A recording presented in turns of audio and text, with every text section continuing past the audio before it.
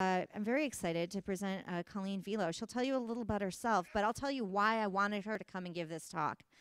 And it's because we all have to do this, right? Like I would imagine everyone in this room is making choices all the time about software, what to use, what to build, whether you should be buying or building. Like these are real life decisions we're all making in our organizations. And Colleen's organization has some very particular challenges that she'll talk about that mean that she has some applicable lessons that will be pretty useful, I think, for a lot of people here.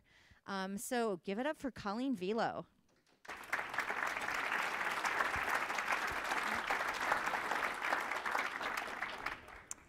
Hello, my name is Colleen Velo. Like the guy before me, this is my first time speaking as well, so I'll try not to sound like an auctioneer and speak very, very fast. The subject of my talk today, like Bridget said, is decisions around rolling your own versus SaaS software solutions, some of the trade-offs and considerations you might want to think about. A little bit about myself. Does that work?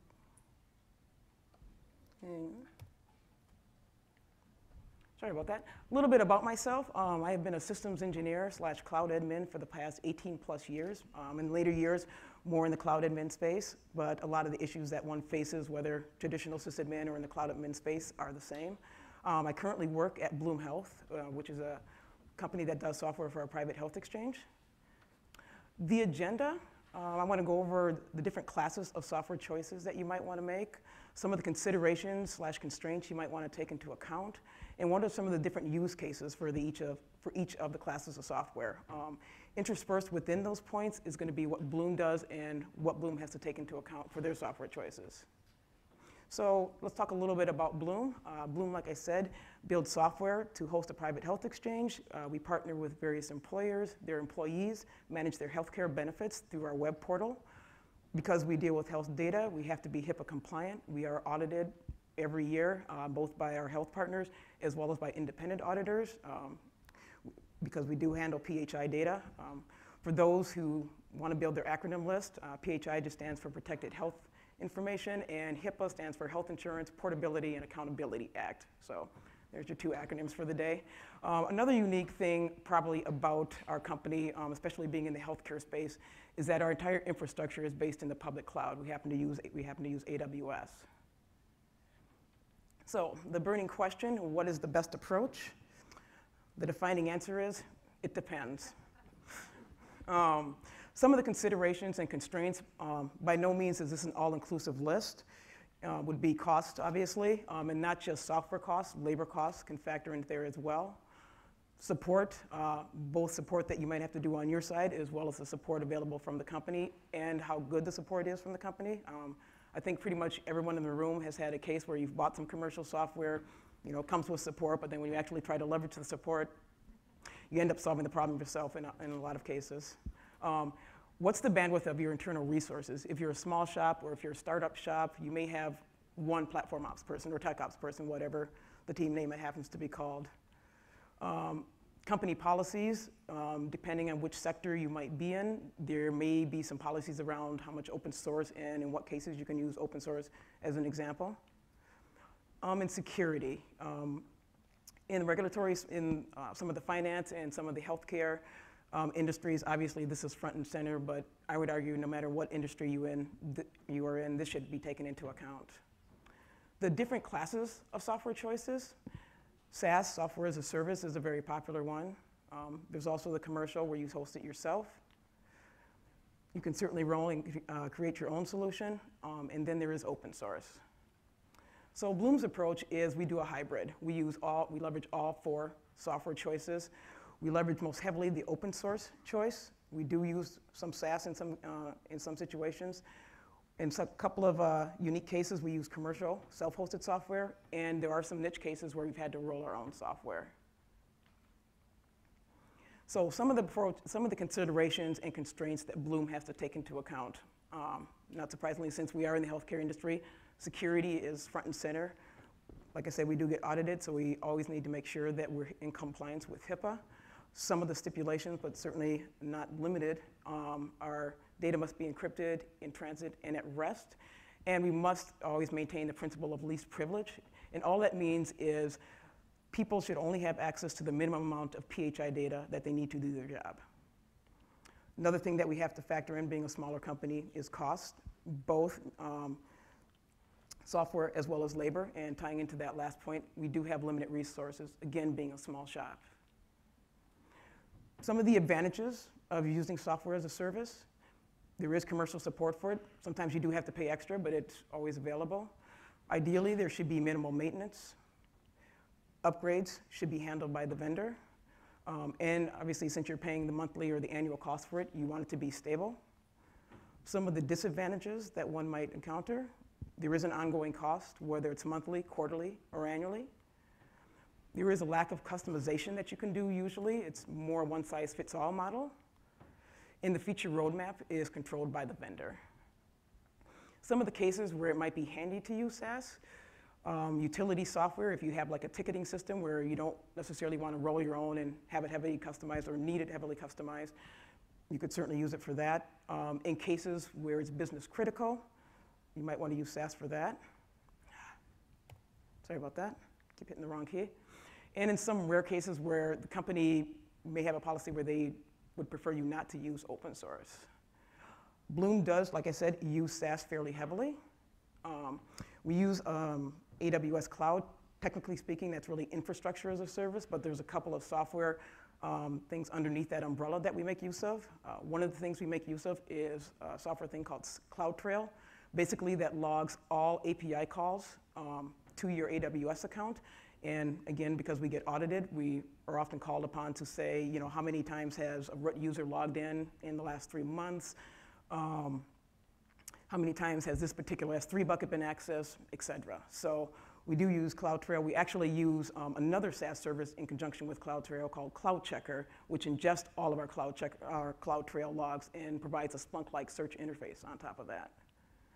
We did used to make use of Trusted Advisor prior to getting CloudChecker, and for those who haven't used Trusted Advisor, it's a nice overall view of kind of your AWS infrastructure. It can tell you stuff if you have world readable on your S3 buckets, if you have wide open permissions in some of your security groups, if you have EC2 instances that are being underutilized. We've recently started to use CloudFormation in some limited capacity.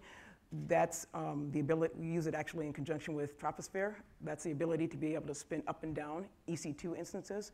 Prior to that, we were using RightScale, which is a GUI interface in front of the AWS console, and we're trying to migrate away from that and use CloudFormation, which is a little bit more, you can have capability to do more automation around it.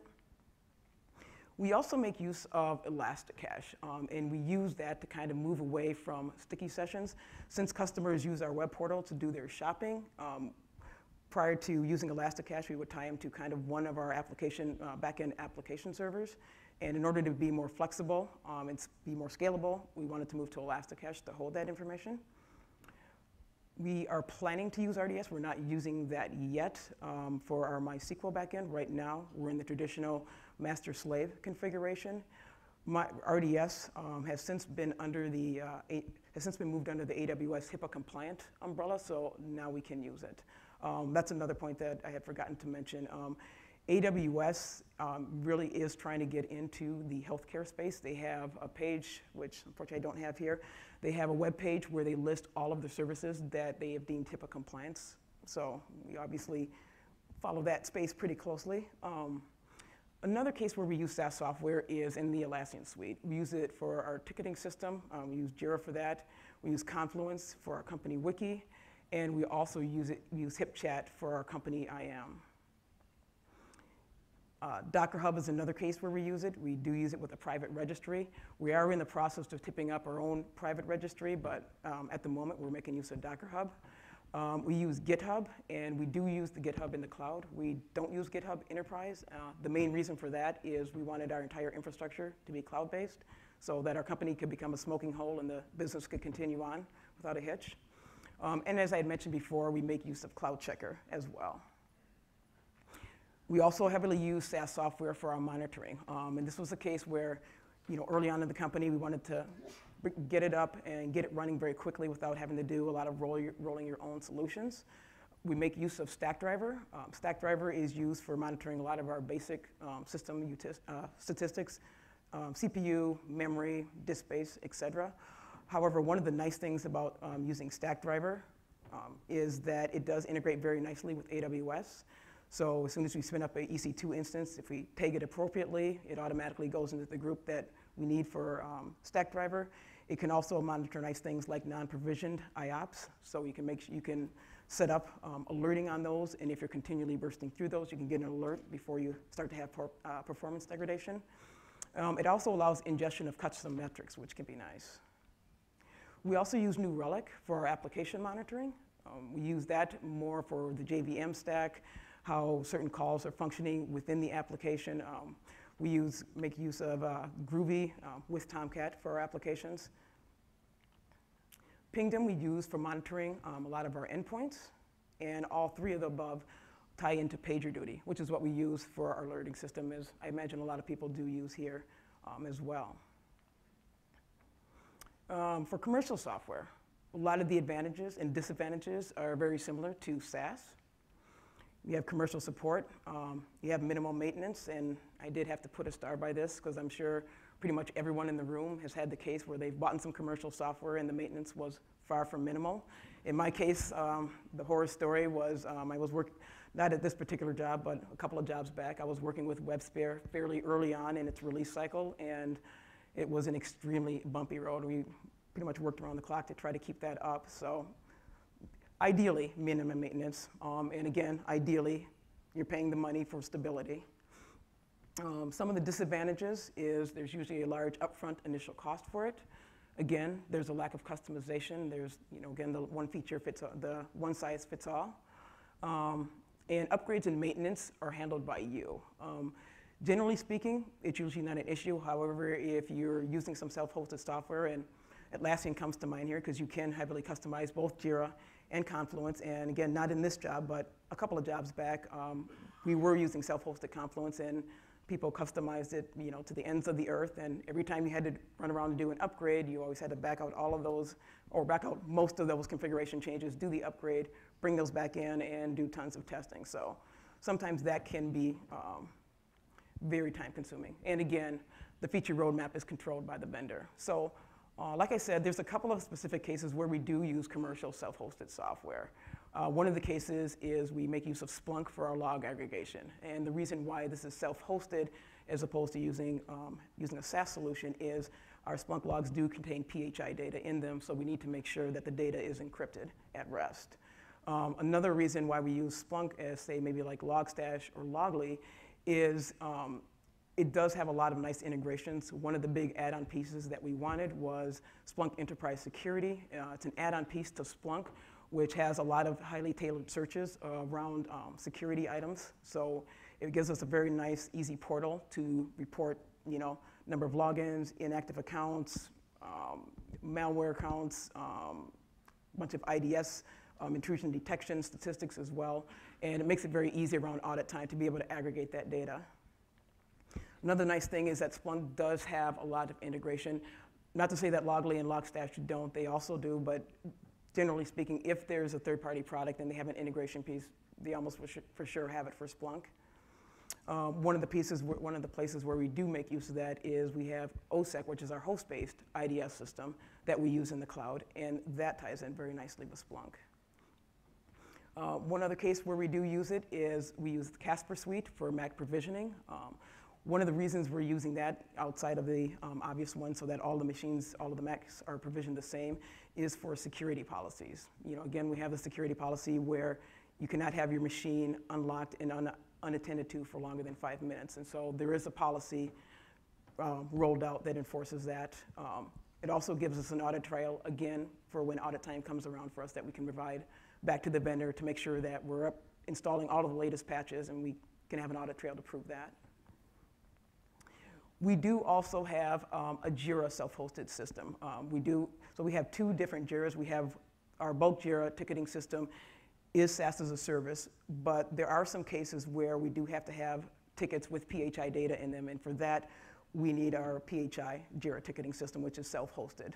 These tickets usually are manually created and managed by another prod support group to correct data. Rolling your own. One of the advantages is obviously you can heavily customize it as much as you want. You control the features roadmap. Support, which can probably be a pro and a con. You're responsible for all the support, so you can prioritize what you want to fix and when you want to fix. There's no upfront software cost, but depending on how complex the solution is that you're rolling for yourself, there can be some intensive labor costs. Some of the disadvantages, obviously there's no commercial support, you're responsible for it. All of the maintenance you're responsible for.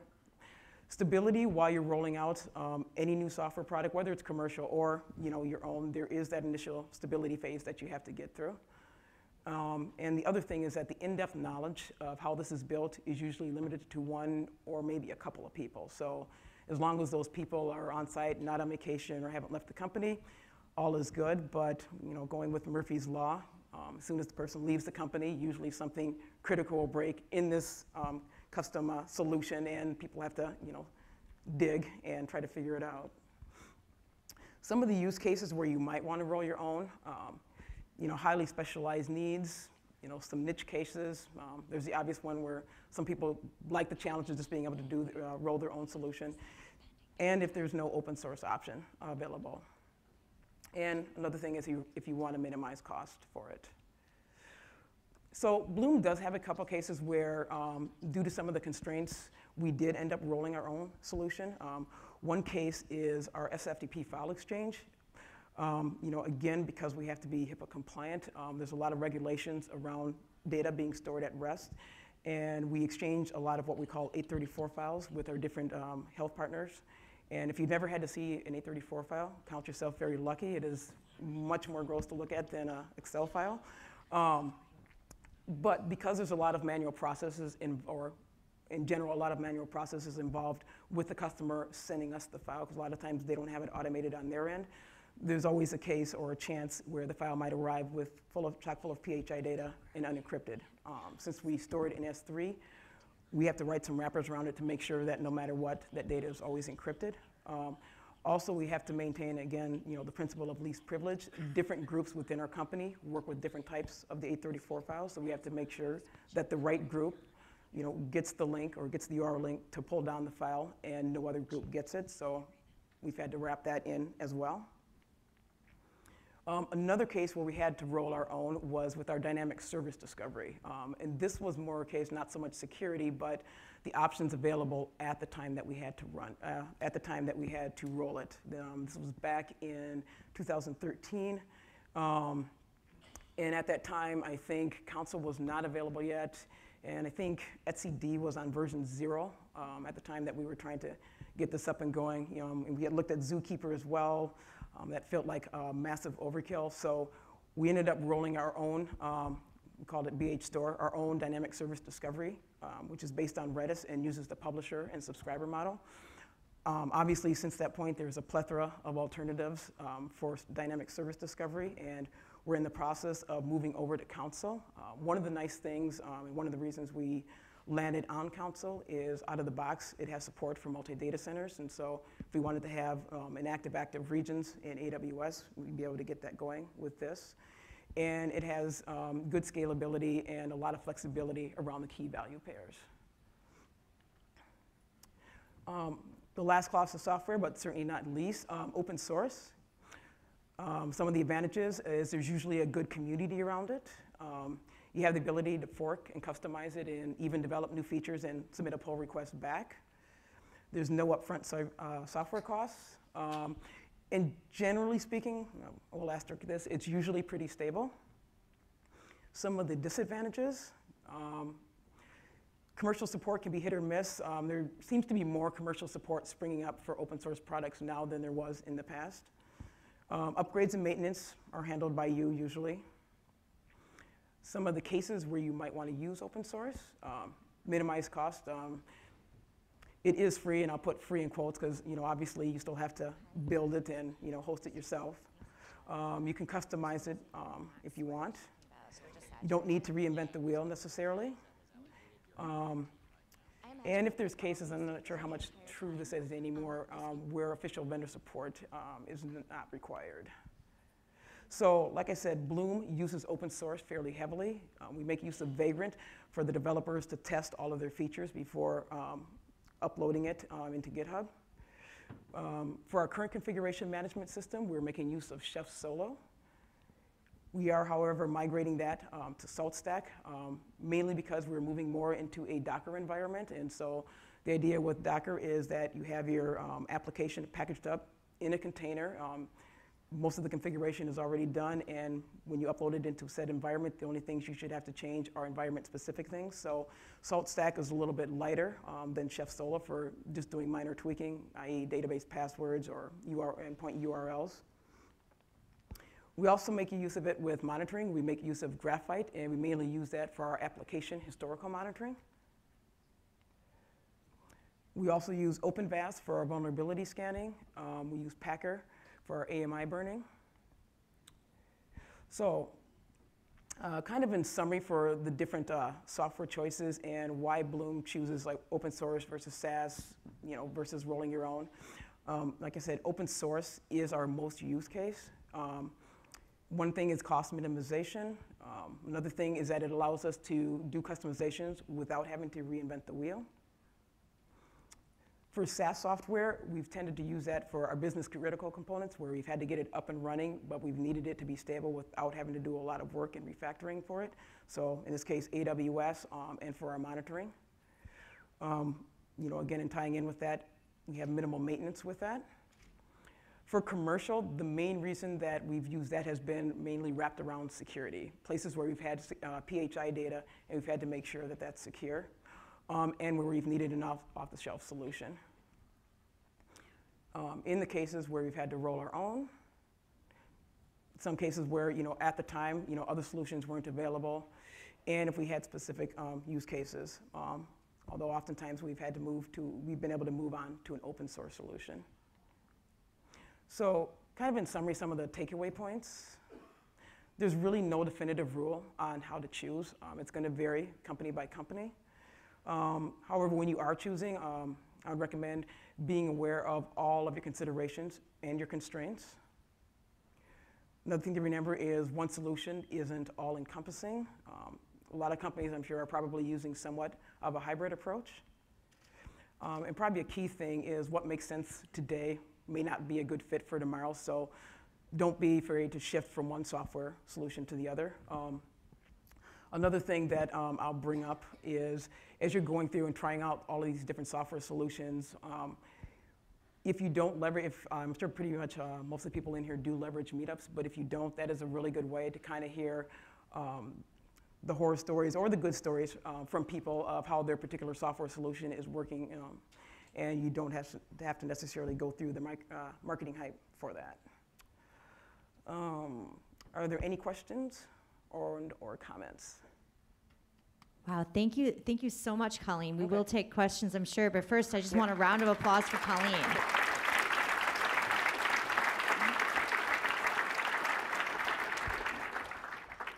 And we do have a couple of minutes for questions, and there was a lot. This was an action-packed talk full of technical details, so I'm sure people are thinking through all of the various aspects of it, but if we have a couple of questions, we can take those now. Yeah, there's one in the middle. Just repeat the question. Okay. Yes. When you're looking at different software, how did you compare and contrast different software packages? It depends a lot on what we were looking at. Sorry, repeat the question. Oh, sorry. The question was, when you were looking at different software packages, how do you contrast and compare the different software packages? And a lot of it depends on whether there was PHI data involved in it or not. Security was obviously, like I said, the top of the list. So if it was a software package that was going to interface with PHI data, that automatically meant that it was going to have to either be maybe a roll your own or a self-hosted solution. In cases where it wasn't touching PHI data, some of the other considerations, how mature, whether it was open source or whether it was SaaS or commercial, how mature the software product was, how close the feature set was to the feature set that we needed. Some of the considerations that we took into account. All right, we have another question over here. Hey, how often would you say that you contribute back to open source projects? And bureaucracy stands in the way of that? Excellent question. The question was, how often do you contribute back to open source projects, and does bureaucracy stand in the way of that? We do not nearly contribute back as much as I would like. We've contributed a couple of minor things. However, again, because of the HIPAA compliance, all of the stuff has to go through approval for us to contribute back. But that's one area that I definitely would like to see us contribute back a lot more. Just looking to see if we have any more. There's one yes, back here. There. Yes. Specific heuristics for doing like the cost-benefit analysis between like roll your own or open source versus purchasing? Because typically like you think of cost reduction, but oftentimes that's only up front after factoring in maintenance. They're very similar paths. Mm-hmm. And I was just wondering like if you've got heuristics in your mind as to making those decisions. Okay, so the question was, do you have any specific heuristics for making the decisions between rolling your own versus buying? Because a lot of times what may seem to be cheap up front may get you to the same place. Is that an accurate paraphrase? Okay. So again, like I said, Bloom is a small shop, and so Bloom's a small shop. It also always has to maintain security. So those are two of the highest statistics we have. Because we have a small team, the bandwidth time is very tight, and so that is one heuristic that automatically leans us. If we can find an open source solution or a SaaS solution where we're not having to start from scratch rolling your own, that's one thing that we definitely take into account. Just because we don't want to have all of the team's bandwidth spent trying to maintain this custom rolled solutions. Usually if you have a couple of custom rolled solutions, it's not as big of a deal. I don't mean to say don't roll your own. I'm not trying to imply that at all. There's some cases where it is a valid case to do so, but you don't want to spend all of your time trying to maintain your tool set. You want your tool set to kind of work for you. So I don't know if that answers your question or not. Okay.